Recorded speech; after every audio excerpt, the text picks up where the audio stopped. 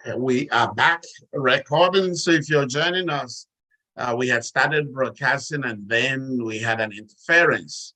We had to stop. So if you're watching the short version, please disregard that. So today we are talking about how to manage relationship-related stress. So the first thing you do, first point, is to understand your warning signs. What are the signs that you are going through stress? Everyone have different signs. Mine may be sleeplessness, mine may be indigestion, mine may be restlessness, mine may be irritability, mine could be unexplained headache, mine could be heartburn. These are all signs of stress. Difficulty concentrating, fatigue, unexplained fatigue. You sleep all night, you wake up, you're still tired. All those things could be signs that you are stressed. Blurred vision could be one of them. So you have to know your signs of stress. What are the signs that you are going through stress? That's the first thing. The second thing is to try and identify the source of your stress. Why am I having this stress? What am I thinking? What's bothering me? What am I going through? What season is this for me as a person? So where is this coming from? What makes me unhappy? What is going on in my head? What is going on around me? Around me meaning the weather may be a factor. Around me may be there's a national crisis and everybody's blooming and talking about bad stuff. So that may be the source of my stress. Around me could be what's going on in my relationship with my spouse, what's going on with my wife, what's going on with my husband. So we identify the source of the stress. That's the second level of things to do. If it's coming from husband, children, from just being overwhelmed, it's not husband, it's not wife, but we are overwhelmed by the roles that we are playing in our relationship. That's probably one of the biggest ones that I hear all the time. My spouse is not helping me. I have to do all things by myself, and I can't do it by myself. It's too much for me. If that's where it's coming from, or my spouse does not care, my spouse is not appreciating what I'm doing. For some of us, appreciation and acknowledgement is a fuel that we need to continue to operate, to continue to function. When we are not getting thank you, when we're not getting those appreciation, we can't blossom, and then we are stressed. We feel unappreciated. For some, that's what we're dealing with. If that's what's going on, you identify it's coming from home, from spouse. The next thing we do is we want to talk about it. We want to talk about the stress with our spouse, with our partner. I know some of us will say, what if our spouse is not listening? And there are a lot of them who are not connecting with the meaning and reasoning and the thinking. They don't think they are your stress, but you are stressed. And God forbid your spouse is also the laid back one who takes everything for granted. And you are stressed, they think you shouldn't be stressed. But that's not an issue. You are stressed. So the reason for which your stress is a secondary issue. You are stressed. So we talk about it. So let's hope your spouse wants to find solution. So we talk about where the stress is coming from. If you feel overwhelmed, say, I am overwhelmed. The problem we face most of the time is that we know we are stressed. We know the stress is coming from our spouse, but we can't define in clear terms why our spouse is stressing us. We know, oh, you're not helping me. In what way are you not helping me? So we gotta talk about it. We now go into what can we do to manage the stress.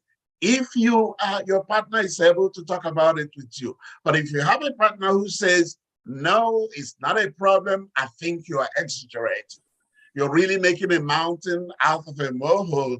I don't know why this should stress you. We are living our life. We are going. It shouldn't be a stress for you. So if you have that kind of spouse, I'll tell you what you can do. But let's say that both of you want to work on it. We gotta ask ourselves questions. What am I doing to stress you? And the general question, if I had you in my session, I would say, ask your spouse, tell your spouse what he can do to help you manage stress. If you feel overwhelmed, where do you need him to come in? If you feel unappreciated, how do you want him to appreciate you? Some of us would say, he should know how to appreciate me. Problem is, some of us who really don't dwell on the appreciation may overlook the need for appreciation. Honey, when I do this, I need for you to appreciate me. My wife would often say, after she's cooked and I've eaten, she would ask me, if I forget to say thank you, she'll say, how is the soup? That's a signal that you need to say thank you. You need to appreciate her for taking the pains to cook. So you might have those cues where you remind your spouse how to appreciate you. But basically you have to say, if it's in taking care of the children, identify where you need help. I need for you to drop off the kids before you go to, it's really stressing me to prepare their breakfast, prepare them for school, and then have to drop them and still go to work. I need for you to key in, to jump in and help. I'll get them ready, but drop them when you're going so that when you live with them, I can de-escalate and then go to work. That's pinpointing how your spouse can help you. Or I need for you to pay attention to me. You're gone all day. For me, this happened just yesterday. Yesterday, I went to work and was so busy at work. And then by 3 o'clock, my wife texts me and said, are you okay? For me, that's a sign that you need to check in on me. You haven't checked in on me. You do that all the time. So what's going on today? That's a reminder. That was a cue. So I picked up my phone and I called my wife and said, honey, how are you doing? And she said, well, I thought you forgot your wife. You forgot that you have a wife. I said, no, I just got distracted. So we need to ask for it. The other things we need to also talk about is, what are your coping skills? Sometimes it's not that your spouse is not doing anything. It could be that you really haven't developed coping skills to handle normal stress. Here's how it works. We all have some coping skills, some resilience, some things that help us to deal with life. But when life becomes more difficult than the coping skills we have to develop a new one. Let's say your coping skills limit is for husband and wife, so no children. And now you have children, the stress of children has come, and your coping skills for husband and wife is not enough to deal with children. You gotta find out, how do I de-escalate and distress from running around with the kids, from doing all the things that I need to do. And then when you go from children to adding job, so that means from home to work, you're stressed all the time. You have to ask yourself, how do I learn, how do I de-escalate, or how do I de-stress if your coping skills are not enough?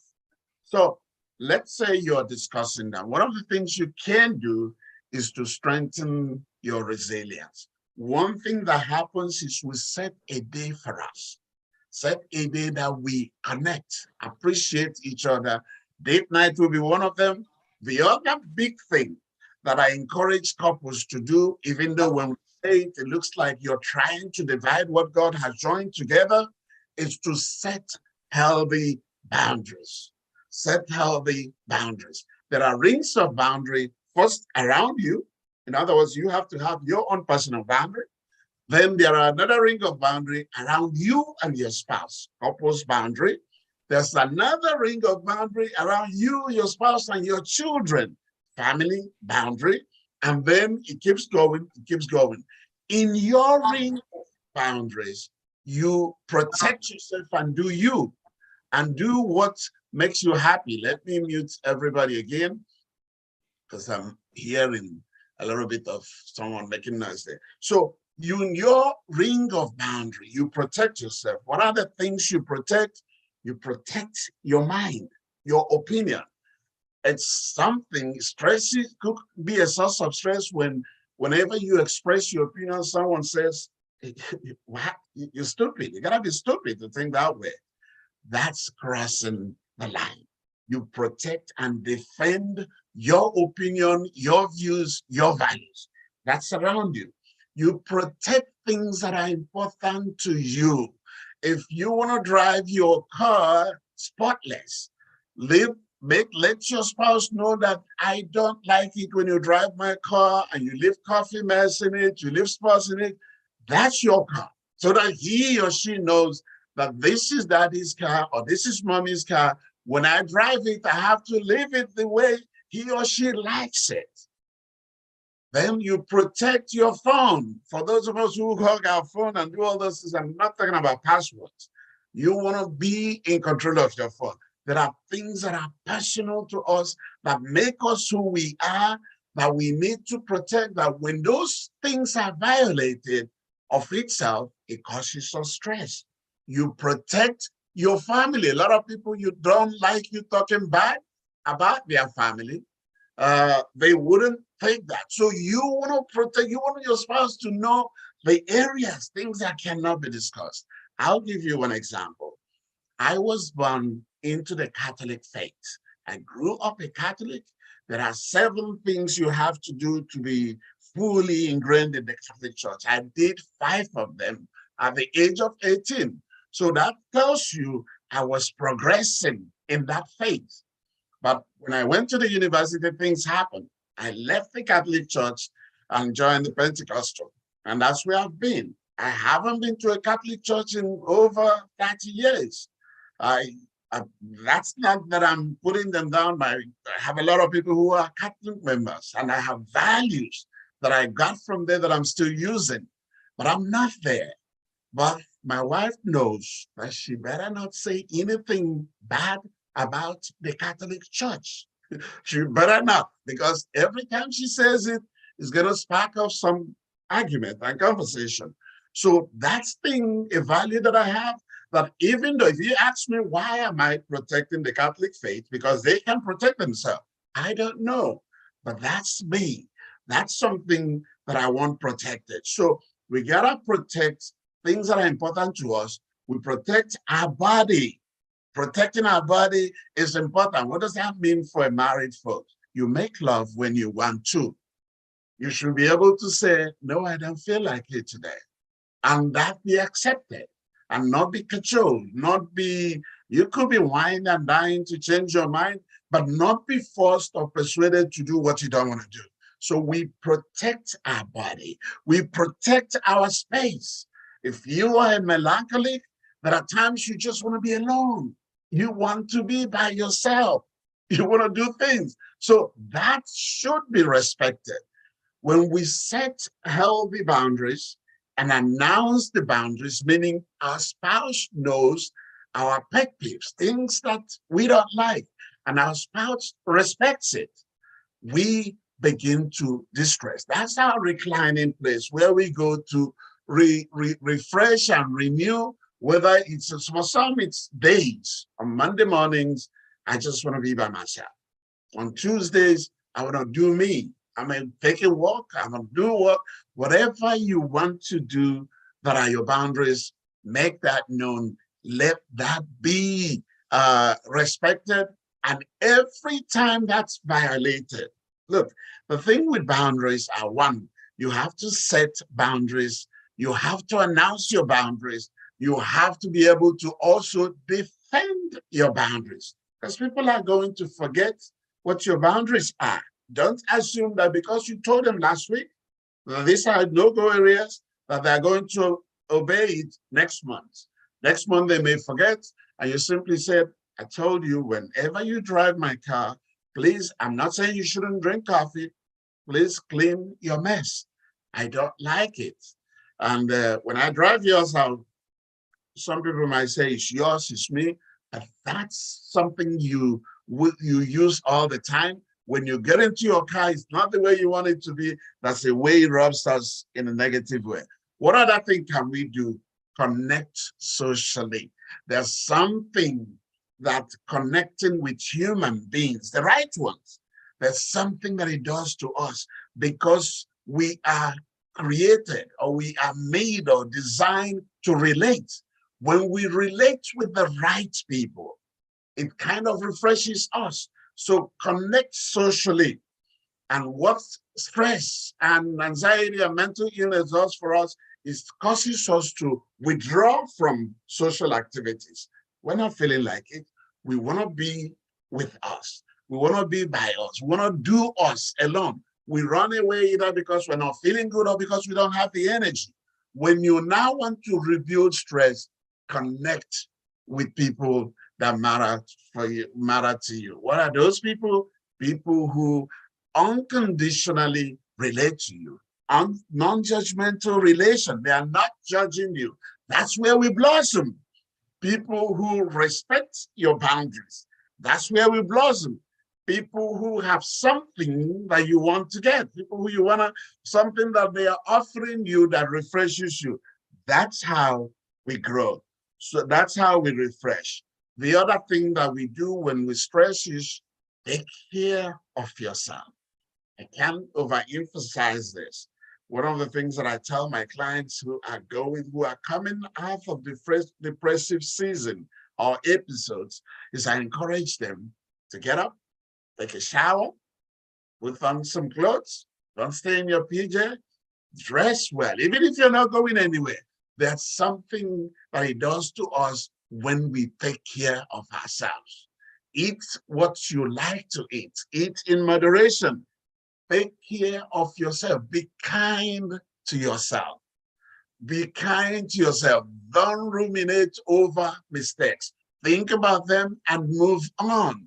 Don't dwell on things over and over. The last point that I want to make is you set healthy boundary. Collectively, if you are with healthy goals, if you and your spouse are working on managing your stress, set loving goals. I'm not talking about building a mansion. I'm not talking about building anything. Set goals of health, mental wellness. Set goals. Okay, we are going to start fasting, or we're going to start taking a walk, or we are going to start going to the gym. We're going to do this 3 times a week. We're going to manage what we eat. We are going to make sure we sleep enough. We manage ourselves by taking care of the things that affect our well-being. Take care of yourself. If you are going to go through a season, a stressful season, for instance, if one of you is taking an examination, that's a stressful time. We prepare for that stressful season. We prepare by taking our vitamins. We prepare by making sure we remove things that will clutter us. We prepare by preparing for that season, knowing that things are coming up. And I also give you an example. This weekend, we have 4 speaking engagements, 4 areas that we are invited to speak. And then we have other things that we are doing. I have a class to teach. From last weekend, I started preparing for this weekend. And what did I do? I rested. The whole weekend, there was nothing serious that we did other than just rest and think about next weekend, prepare for this weekend, because I already know it's going to be busy. I'm preparing myself. I'm doing a little bit of more exercise than I did before. I'm making sure I'm getting enough sleep because I know I'm going to be encountering stressful weekends. So I want to prepare my body for that stress so that when I get there, I'm ready for it.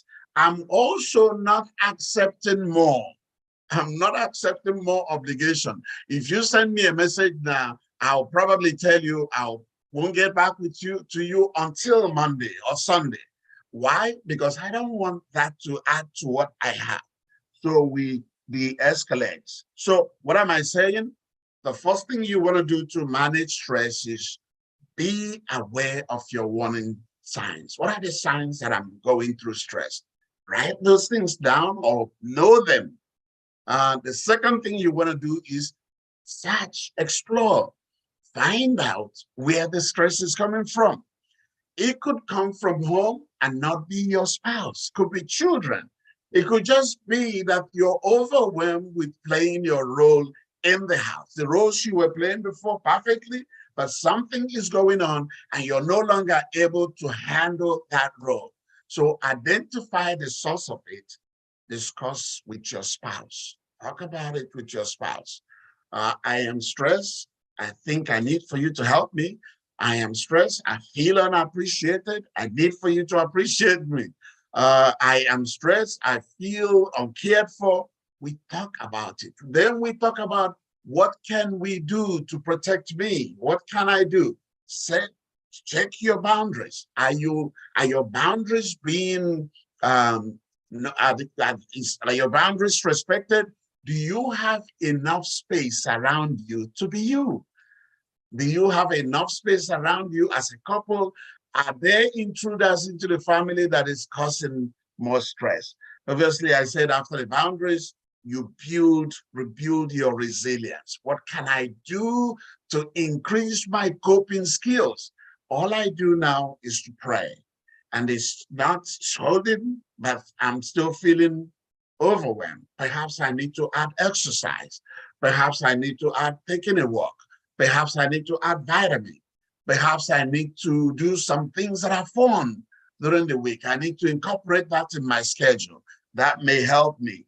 Then we connect socially. Look around. It's not, if you're someone who can find people who are like-minded. These days, we don't necessarily have to do intimate connections. We can connect with groups online, groups that talk about things we're interested in. They're all over social media. So find those groups. You can be a silent member. Just listen to them. Listen to people talk about their problems, and then you find solutions to your problem. Set goals for healthy living. Take care of yourself. And those are the points. Now, if you are here and you're hearing these things and you have other things that are stressing you, you married the wrong person, you're not sure if you married, you have communication issues, intimacy issues, money-related issues, we have to still address the source of the problem. We have to, if it's communication, we have to learn how to communicate. So I will encourage you. TIMFA, that's our institute, is offering courses on how to be a marriage and family counselor. If you don't want to be a counselor, on how to do your own marriage. Our curriculums are designed to be inside out, not outside in. We start from you as a person. We do personality tests so you know yourself. Then we do an analysis of your marriage so you understand the dynamics of your marriage. And then we go to the things that you need to do to improve. The Bible is very clear on that, the instruction. The Bible says, through wisdom, a house is built. By understanding, it's established. Through knowledge, it is made more beautiful. Those three elements are critical for you to have a successful marriage. Wisdom, which is connecting with God, because the Bible says the fear of God is the beginning of wisdom. So we got to start from there. But it's not enough. It's not enough. Even God says it's not enough. Then we go into understanding, communication. Communication, that's understanding, being able to handle things. And then we go to knowledge. The understanding part and the knowledge part is what this course would offer you. People invest a lot of money to learn a career so that they can be good at work. But people don't see the reason to invest money so they can be good in their marriage. They assume that whatever mom and dad gave you is enough. It is good, but it's not enough. What they gave you was 20th century marital principles. There are things that have changed in the 21st century. You need to learn those. So if you're interested, reach out to us. That class is starting on Monday. That class is starting on Monday. But if you say, I'm not married, I'm not interested in marriage counselor, that's not my thing, we also are offering a certificate in mental health and addiction counseling. That class has already started, but the last day that you can join is this weekend. If you're interested, also reach us. You can type in your name, or if you're watching anywhere, reach us. If you're watching on YouTube, just type in, I'm interested. One of our staffs will reach you and provide more details. But that's all I have, ladies and gentlemen. Once again, I apologize for the intrusion. Those things happen, but thank God that we are able to get back and do this, because I feel that this is needful. So remember the points that I made. Start from knowing the signs of your stress, the signs of your anxiety. You gotta know the warning signs to begin. After that, move on. I see someone raise your hands. I wish I can. I wish I can take your question, but you know me, the person that raised hand. You can reach me directly on WhatsApp.